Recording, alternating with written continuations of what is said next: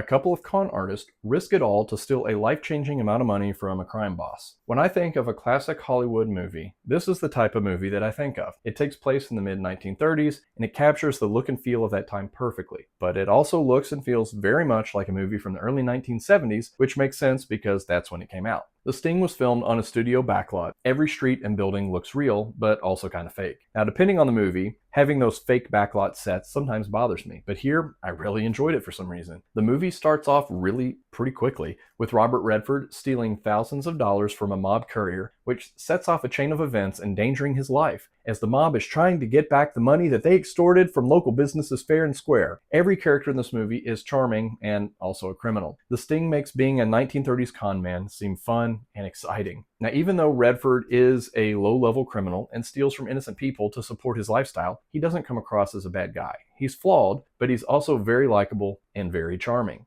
It's hard to imagine anyone being more charming than Redford in this role. And then we meet Paul Newman's character, and you realize there is more charm and charisma to go around. The 4K remaster of The Sting has Newman's blue eyes nearly pop through the screen. My biggest complaint with the movie was that all the men dressed similarly, which was the style of the time, and it just made it hard for me to distinguish who everyone was. Now, Redford, Newman, and their mark, Robert Shaw, were recognizable, and I guess that's really all that matters. This was a couple of years before Shaw was the drunk sea captain in Jaws. Here, he's a well-dressed, well-spoken crime boss who has a thing for cheating at high-stakes poker games. My favorite part about movies about con men is learning all the tricks of the trade to separate men from their money. They typically never go into extreme detail, but it's enough that I know what to look for when an opportunity seems too good to be true. The Sting is full of drinking and smoking and two-timing and double-crossing and running from the law and playing poker and always scheming to outsmart the other guy. Because of movies like this, I wonder if everyone in the 1930s was just trying to con everyone else. If today's world is any indication, I'd say probably so. But in the 21st century, the cons happen through phone calls, text messages, and the internet. Back in the 1930s, you had to con people to their face. It's a much different time. The Sting won Best Picture, beating out classics like American Graffiti and The Exorcist. Of the three movies, I think The Exorcist is the one that has probably left the largest cultural impact and stood the test of time. The Sting is much more of a crowd pleaser and features arguably two of the biggest and most charismatic movie stars of all time.